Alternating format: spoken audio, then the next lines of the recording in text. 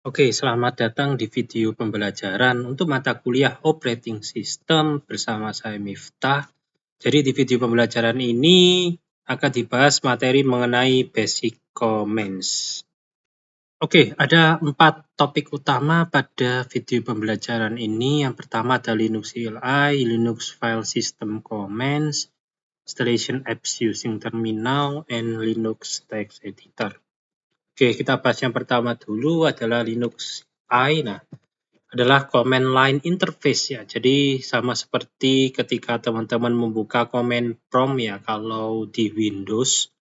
Jadi di Linux juga disediakan sama seperti yang ada di Windows. Cuma nanti fitur-fiturnya ada yang berbeda. Oke, tidak hanya di Linux dan Windows tapi Mac OS ya yang basisnya adalah ibunya Linux ya. Itu Unix ya, itu sama menggunakan terminalnya. Oke, kemudian keuntungannya apa? Ya, keuntungannya ketika kita menggunakan CLI di Linux itu yang pertama itu adalah efisien ya. Jadi kita itu tidak perlu membuka seperti file explorer yang menggunakan RAM atau file manager lainnya. Ya, kita cukup ketik command itu muncul semua listnya.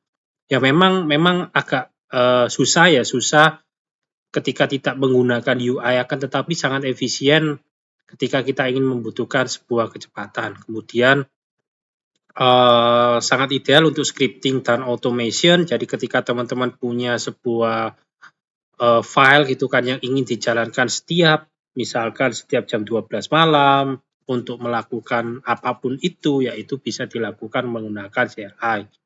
Kemudian ketika teman-teman ingin meremote Linux sebagai server ya, biasanya kan Linux as a server itu kan tidak ada UI-nya teman-teman, hanya terminalnya. Jadi benar-benar remote-nya itu dari terminal, bukan seperti Windows yang butuh remote seperti remote apps ya, TeamViewer dan seterusnya. Nah, di sini sudah saya jelaskan terminal itu adalah salah satu emulator ya atau aplikasi yang mirip seperti command prompt.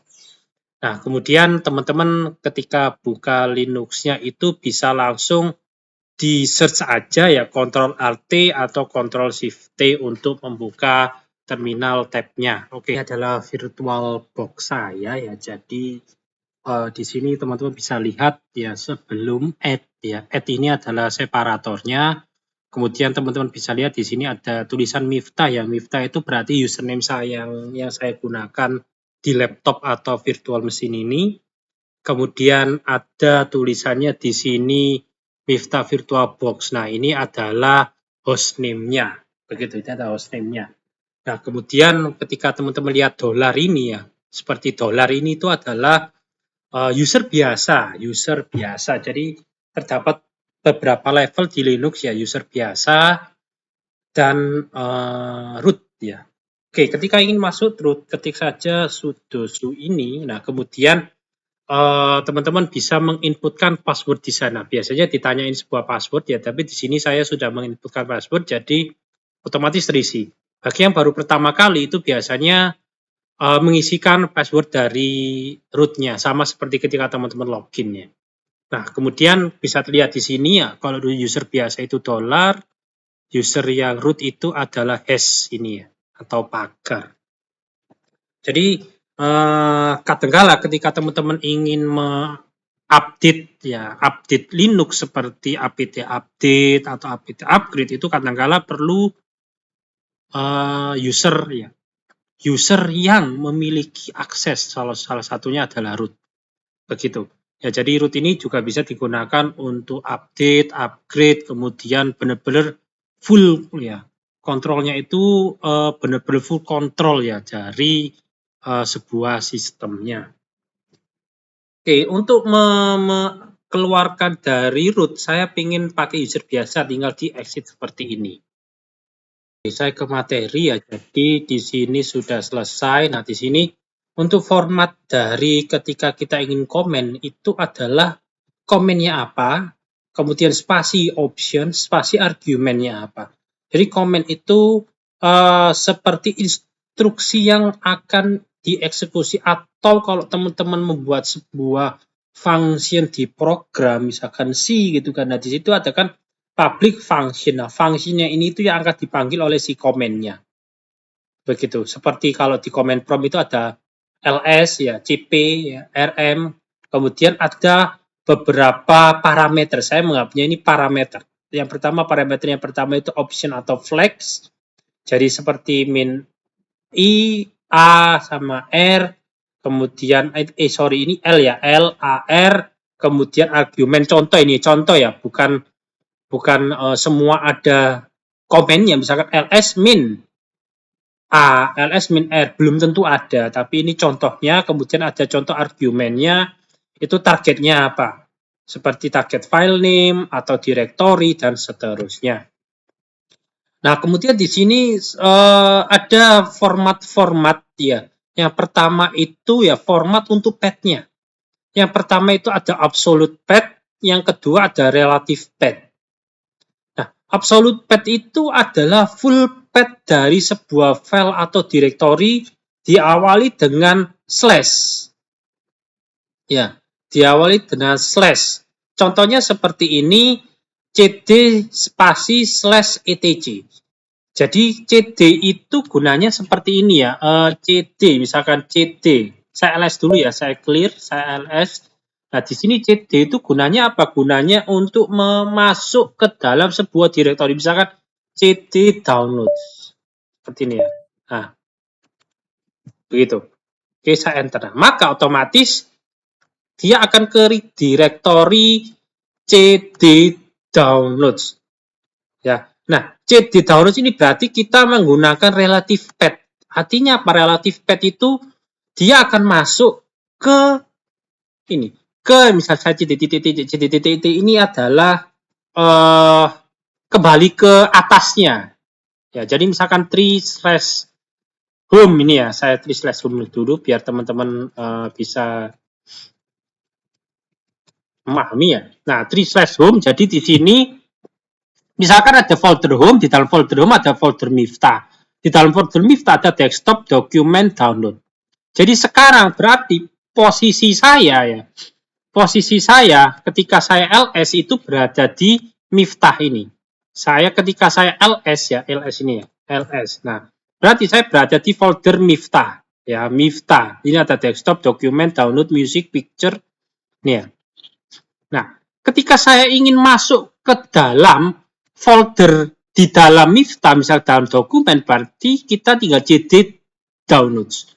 Atau bisa juga seperti ini, cd slash, nah ini, home, ini ya, nah slash Miftah slash downloads. Nah, seperti ini. Ketika posisinya tidak di dalamnya, misalkan di sini ya, misalkan cd downloads. Nah, no such file. Nggak ada file directory ya, karena kan download ini kan berada di dalam folder Miftah, cd Miftah misalnya seperti ini. Nah, berada di foldernya Miftah sendiri, saya, user saya. Begitu. Jadi ketika saya cd download, itu ada.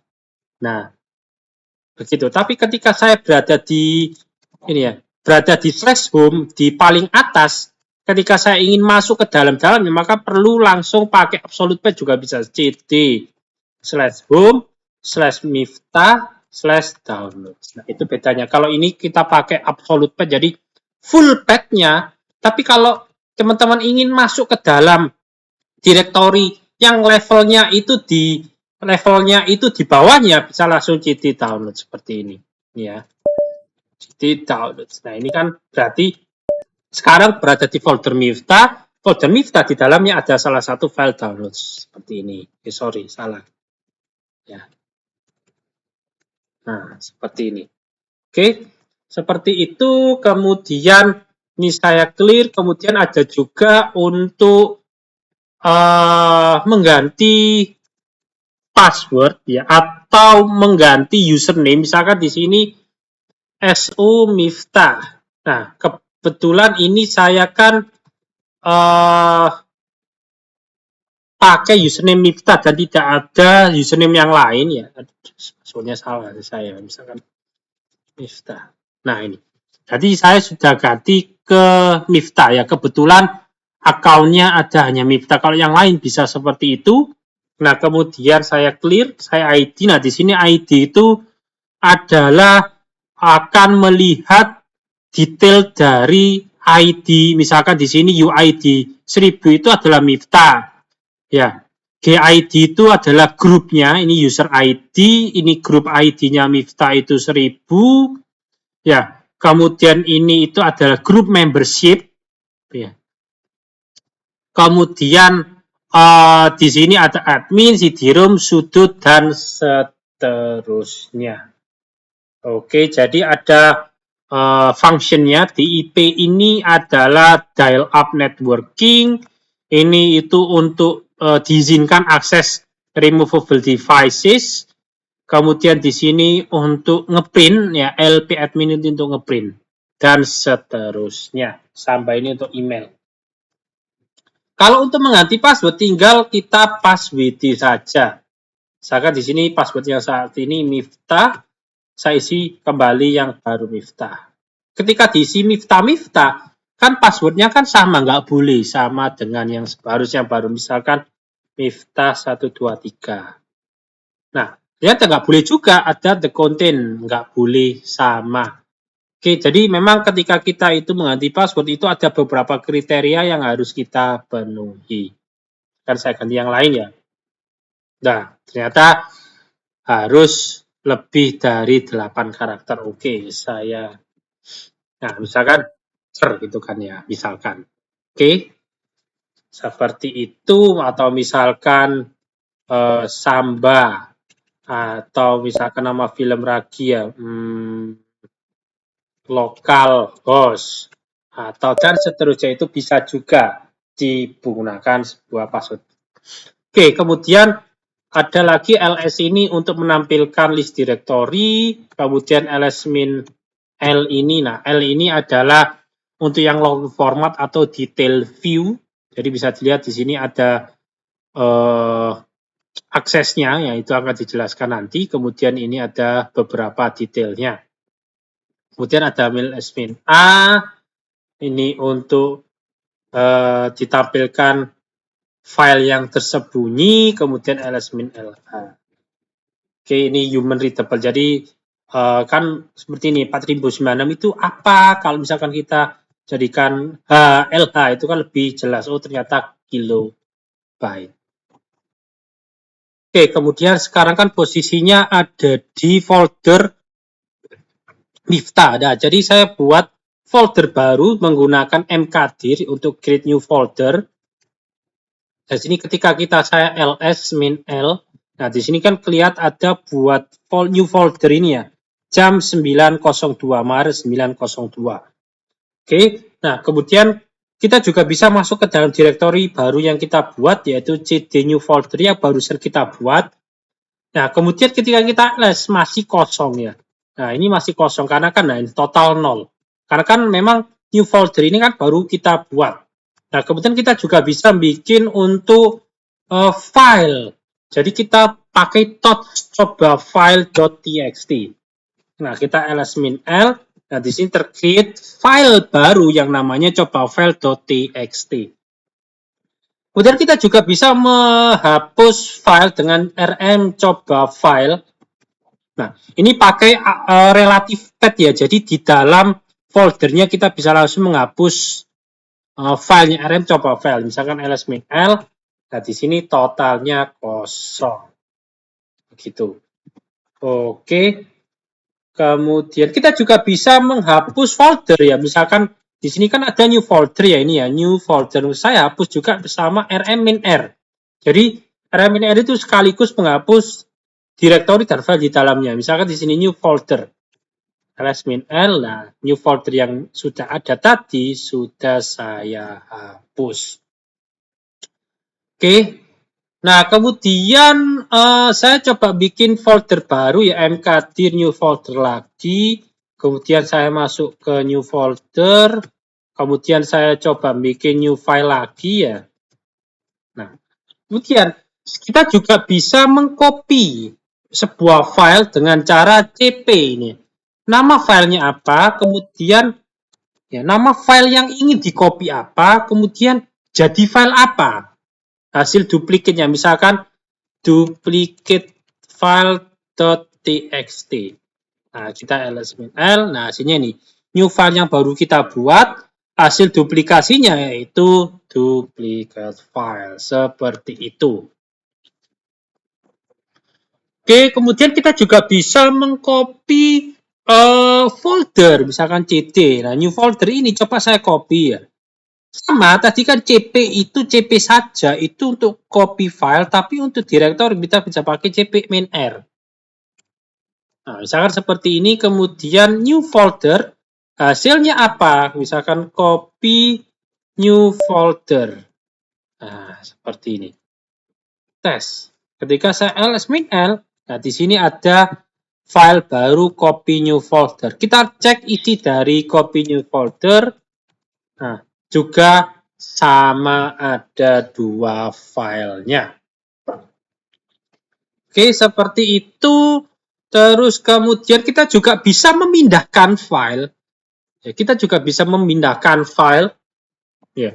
Atau rename sebuah file. Misalkan di sini kan ada new file. Saya move misalkan. Move yang pertama untuk rename ya. Misalkan move untuk rename new file. Saya ganti misalkan change name. Nah, hasilnya adalah new file ini sudah saya move itu artinya memindahkan dengan mengganti nama. Ini new file kita pindahkan tapi kita ganti dengan cname. Hasilnya berupa change. Atau kita bisa juga memindahkan ini ya, change name ke folder new folder. Ini kan copy new folder. Saya pindahkan misalkan move change name ke dalam new folder. Berarti tinggal di seperti ini. Saya pakai yang absolute path ya. Misalkan seperti home, Miftah, kemudian ada new folder di sini. Nah, saya cek ke new folder. Nah, hasilnya di sini change name-nya berpindah dari folder new folder, dari folder copy new folder ke new folder. Begitu. Oke. Kemudian kita juga bisa menuliskan sebuah teks atau sebuah kata ke dalam sebuah file. Misalkan di sini kan tadi kan masih kosong ya. Misalkan untuk ngeprint isi file bisa cat new file. Nah, ini kan masih kosong. Untuk mengisikan misalkan pakai echo, misalkan hello world. Seperti ini. Kemudian ke folder apa? Misalkan di sini ke folder new file. Kemudian saya cat new file. Nah, isinya sekarang sudah hello world. Nah, kemudian Pak, kalau misalkan saya ingin menambahkan teks baru di dalam new file tanpa mengganti teks yang lama ya, maka kita tinggal misalkan echo new line. Kemudian kita bisa pakai panah 2. Tadi kalau panah 1 mengisikan overwrite gitu kan, write to file. Nah, kemudian kalau menambahkan line bisa pakai lebih besar itu kanan lebih besar 2 kali ini. Saya akan ke new file. Kemudian saya cat new file. Nah, new line. Begitu. Kita juga bisa pakai untuk formatted input. Oke, misalkan di sini saya tambahkan ya printf, misalkan name, misalkan Miftah. Ya. Ini formatted input itu seperti ketika kita menuliskan sebuah string, tapi kita ingin ada enternya. Atau ada sesuatu hal yang bisa rapi gitu kan, seperti /n, /t untuk tambah tab, dan seterusnya. Kalau /n ini new line ya, misalkan age, gini kan. Misalkan saya masih 17 tahun gitu kan ya. Kemudian di sini, kemudian ke new file sama. Kemudian saya cat new file. Nah, hello world new line name Miftah. Kalau misalkan terlanjur echo gini Pak, misalkan ya. baru cuman slash-nya 1 aja. Ya, mari kita lihat hasilnya. Nah, terganti semuanya. Jadi hati-hati ketika ngoding itu kan. Ya, kita ngodingnya mungkin nggak lewat sini sih ya. Tapi kalau ingin menambahkan file teks lain baru di bawah sendiri, bisa pakai kanan-kanan. Gitu. Oke, terus kemudian kita juga bisa mencari sebuah file dan folder, misalkan find home, gini kan. Kemudian name-nya apa, begitu. Jadi di sini ada formattingnya ya, ada find ini adalah komennya apa, kemudian di sini path-nya apa, kemudian di sini ada option-nya apa. Jadi kalau misalkan ini, misalkan saya mau mencari file ya di dalam directory home, ada nggak? Mencari file, misalkan saya n.txt. Nggak ada. Tapi kan saya coba tadi new file. Nah, ternyata ada. Ketika saya cari n.txt, hasilnya kosong ya, maka nggak ada. Tapi ketika kita cari new file, ketemu ya, berarti kita ketemu. Begitu. Oke, terus kemudian kita juga bisa mencari semua directory ya yang namanya something. Misalkan di sini find slash type ya d name-nya apa? Misalkan di sini log gitu ya. Nah, maka akan muncul semua terlalu banyak ya.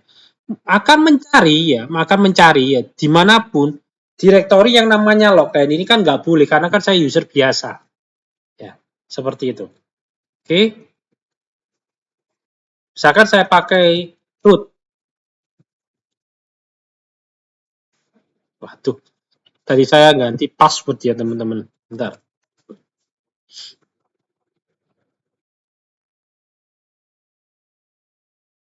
Oh, nggak jadi ganti ya tadi ya. Nggak jadi ganti.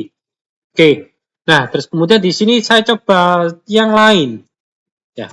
Untuk yang misalkan kan untuk kepentingan server itu kan penting sekali log ya.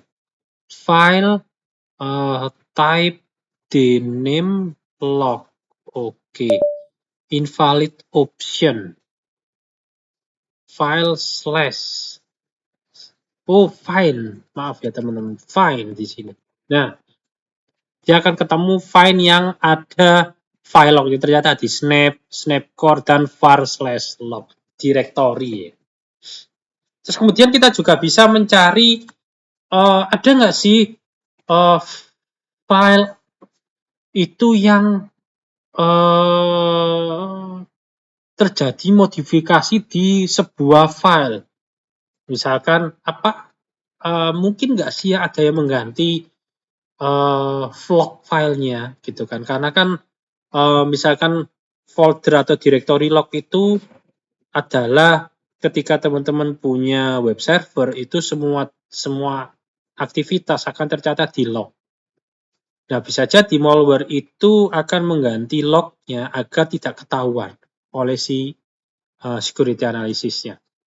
Oke, kemudian var log misalkan di sini type f mtime min 2.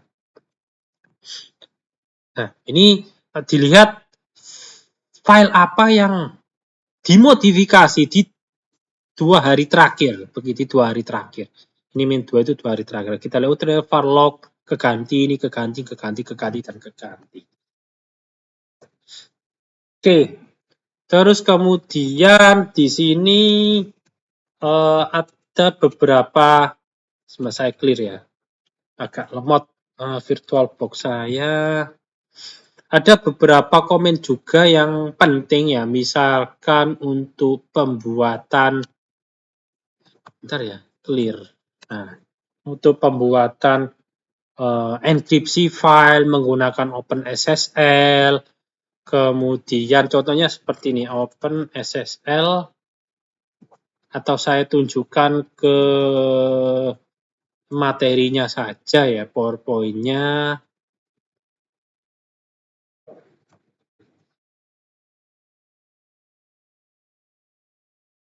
Nah, jadi di sini teman-teman kita juga bisa mengenkripsi sebuah file menggunakan OpenSSL dengan algoritma IES 256 tipenya CBC.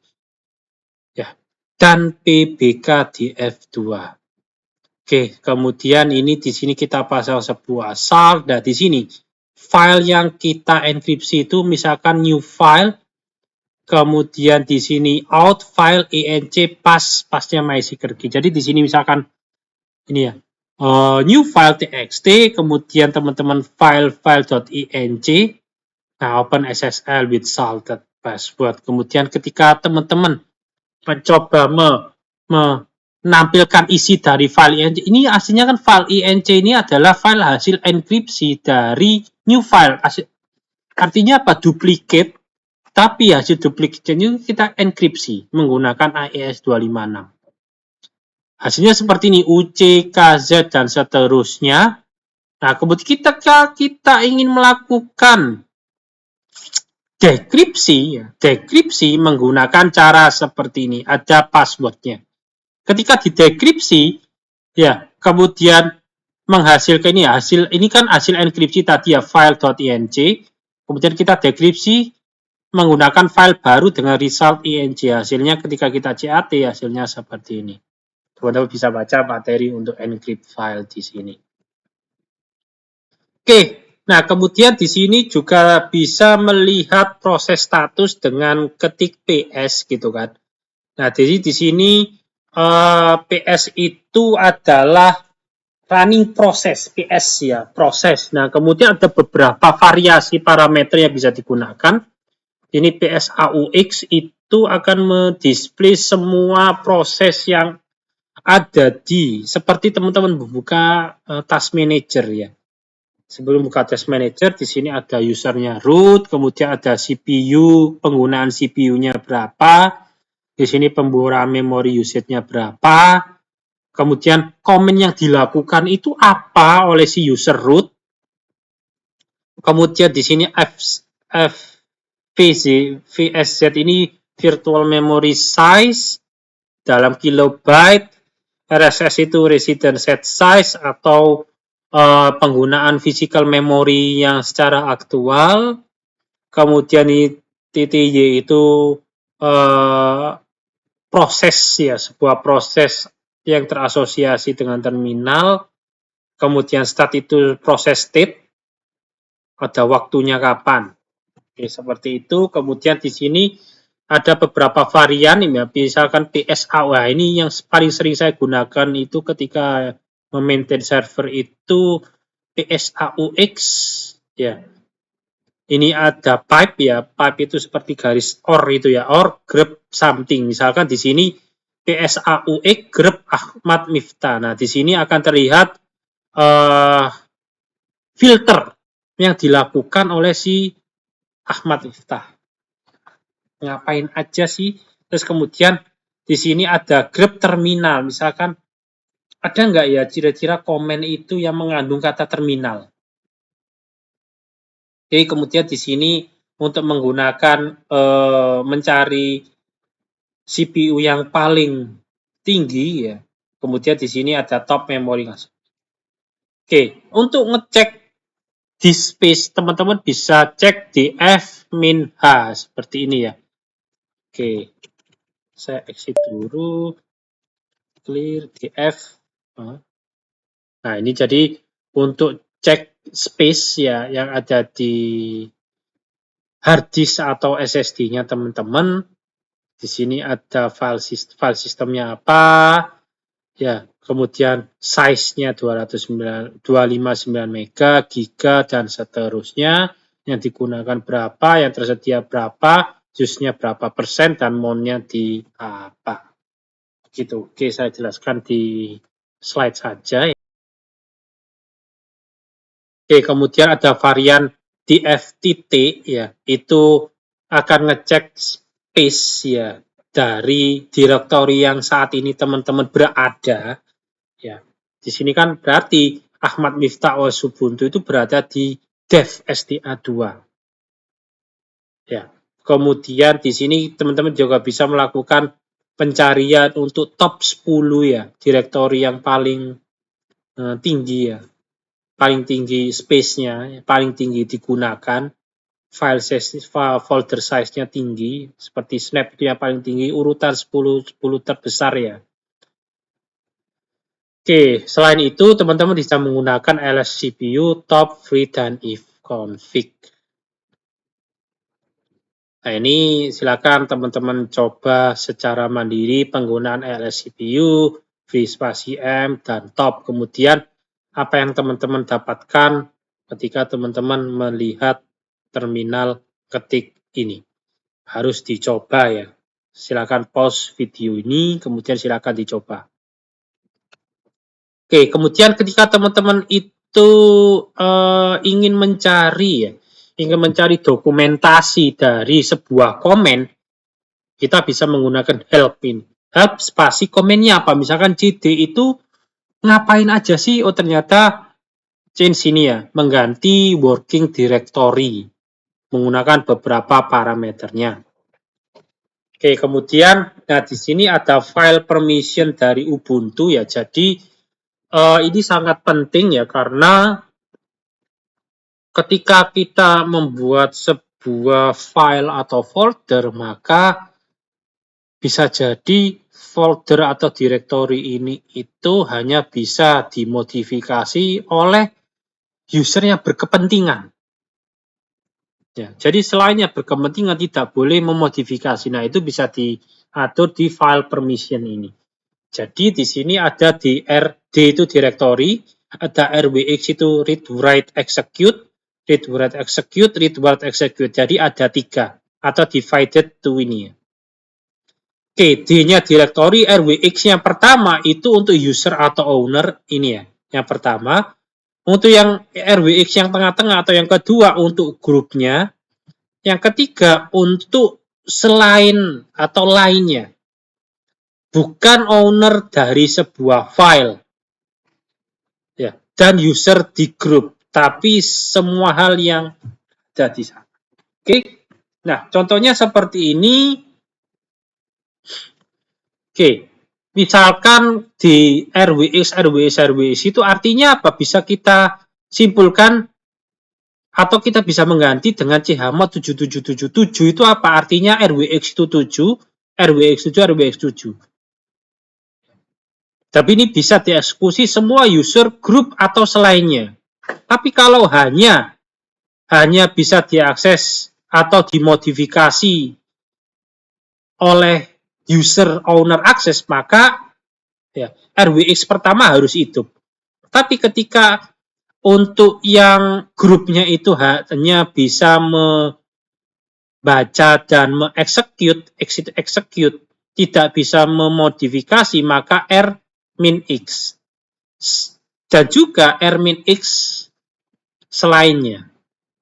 Nah, RWX 7, RX itu 5.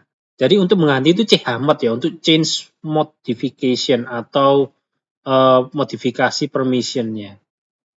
7 itu RWX, 5 itu RX. 5 RX, jadi 7 RWX, RX, RX.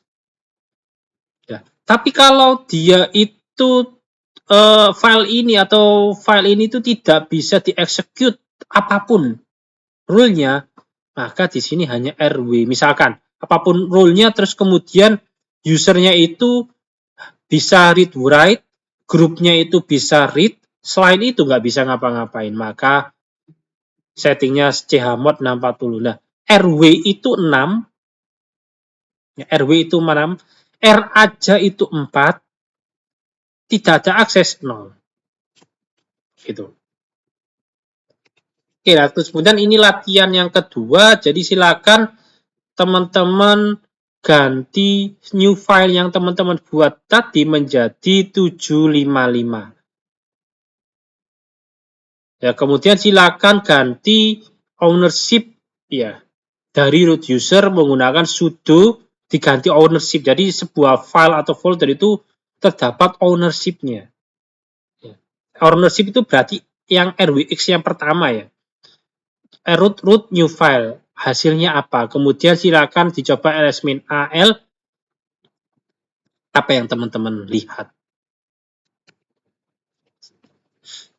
Oke, sekarang kita belajar untuk instalasi ya. Jadi instalasi sebuah ekstensi atau installer itu tidak semudah Windows tinggal double klik, tapi teman-teman harus menggunakan command prompt lagi atau menggunakan command dari terminal.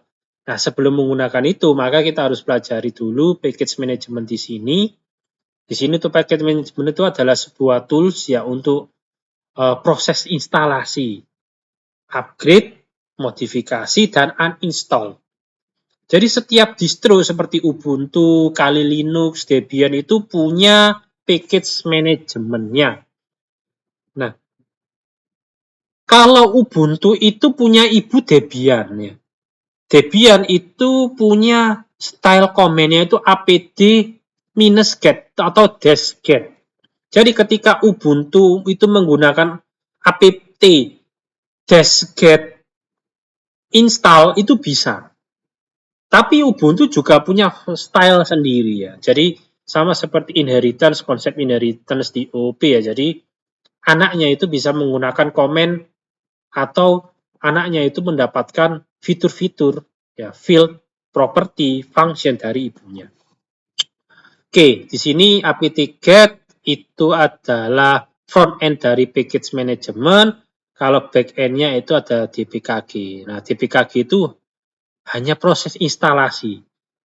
Dia melakukan instalasi dpkg, kalau apt-get itu mencari dependencies, requirement-nya. Oke, ketika teman-teman coba apt-get install, itu mencari dependencies-nya. Nah, ketika tulisan seperti ini, maka teman-teman harus masuk ke root dulu, pakai sudo dulu ya. Kemudian teman-teman bisa melakukan apt-get install. Nah, ini tidak akan saya lakukan karena mungkin lama ya, lama dan jaringannya tergantung jaringannya. Tapi kalau untuk teman-teman pertama kali bisa langsung melakukan apt-get install. Nah, kemudian setelah proses install, teman-teman silakan lakukan proses update dulu ya, update dulu. Kemudian proses update ini membutuhkan waktu yang lama ya, jadi saya tidak akan melakukannya, tapi kalau khusus teman-teman yang melihat video ini harus dilakukan. Oke, nah kemudian bedanya apa upgrade sama update ya? Jadi silakan lakukan update dulu baru upgrade. Update itu akan mengupdate list package yang tersedia dan versi yang terbaru. Tapi belum melakukan instalasi atau upgrade. Barulah ketika sudah ada list, oh ini ada yang update versi 2, versi 3, versi 4, lakukan upgrade untuk melakukan instalasi ke versi yang lebih tinggi. Itulah makanya teman-teman butuh update dulu. Baru upgrade. Atau bisa dari satu line ya, dengan cara apt-get update, nn apt-get upgrade. Jadi n itu kan dieksekusi yang paling kiri dulu, kalau yang paling kiri itu sudah baru yang kanan ya, seperti logik dari sebuah pemrograman ya. Jadi konsep n itu dua-duanya harus dieksekusi dan benar kalau misalkan if ya, tapi kalau konsepnya ini dua-duanya harus dijalankan, tapi yang dijalankan pertama yang kiri dulu. Kalau kirinya selesai baru kanan. Kalau kirinya false ya berarti yang kanan kan nggak dijalankan. Oke, ini ada upgrade dan disupgrade. Upgrade itu menginstal yang sudah saya jelaskan sebelumnya. Nah, kalau yang dis itu jadi edition. Jadi seperti penanganan tersendiri. Misalkan ternyata ketika di-upgrade itu butuh ada beberapa package yang di-remove, maka kita bisa menggunakan disupgrade. Oke, terus kemudian silakan teman-teman install Httop untuk monitoring ya, monitoring tool ya. Lebih enak dilihatnya daripada kita pakai yang top tadi. Silakan lakukan instalasi apt-get install Httop, kemudian jalankan Httop, akan muncul seperti ini. Sayangnya saya agak lemot ya, ada sedikit lemot. Nah, kemudian teman-teman bisa juga melihat if config, jadi melihat network interface tool. Sama dengan ketika teman-teman lihat di command prompt itu adalah IP config, sama. Di sini ada if config. Untuk untuk menjalankan if config, tapi harus dilakukan instalasi dulu ketika ada error ya. Ketika ada error, ini tidak ditemukan if config, harus install apt get install nettools. Nah, untuk uninstall software bisa dilakukan sudo apt, karena kan harus masuk root ya, sudo apt-get remove htop. Jadi remove sebuah tools yang sudah diinstal sebelumnya. Itu caranya pakai remove. Atau bisa pakai purge ini ya. Oke, terus kemudian di sini ada text editor. Nah, di sini text editor itu kita bisa menggunakan tools Nano ya, karena sangat simpel dan mudah digunakan. Nah, Nano itu defaultnya sudah ada di Ubuntu. Nah, ini ada beberapa komen gitu kan, yang harus teman-teman mungkin pelajari. Ctrl X itu untuk exit Nano, misalkan seperti ini ya. Oke, saya masuk. Nah, misalkan di sini di ls kan ada new file ya. Misalkan saya nano new file. Nah, di sini kan tadi kan ada baru ya. Nah, di sini Ctrl X itu di sini ada. Ini ada petik atas X itu maksudnya Ctrl X itu exit. Kemudian misalkan saya enter ya. Untuk save-nya pakai Ctrl S, ini saya ctrls. Nah, kemudian exit. Kemudian saya nano. Nah, otomatis S gitu. Oke, kemudian ada Ctrl K, misalkan di sini Ctrl K. Nah, ini cut ya, cut itu seperti copy, kemudian saya Ctrl U. Nah, itu. Ctrl U ya. Jadi Ctrl K itu untuk cut satu line, ini Ctrl K ini saya CTRL-K ya, ini CTRL-K, CTRL-K, CTRL-K gitu. Terus kemudian ada juga kita bisa search Ctrl W, misalkan bar.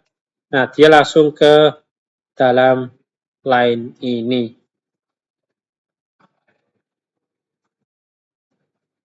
Oke, seperti itu. Nah, ini kalau misalkan ada yang baru, misalkan saya kontrol, saya nana. Kalau misalkan teman-teman ngedit seperti ini, tapi lupa save, misalkan Ctrl X ya, akan ditanyai save modified buffer. Kalau Y itu ya, ini saya ketik Y ya, Y langsung gini, file to write, enter. Maka akan terganti langsung. Oke, seperti itu. Saya kembali ke materi. Nah, jadi ini untuk kelas asisten dan dikumpulkan. Oke, jika teman-teman ada pertanyaan, bisa lewat grup chat masing-masing. Oke, terima kasih teman-teman. Selamat belajar.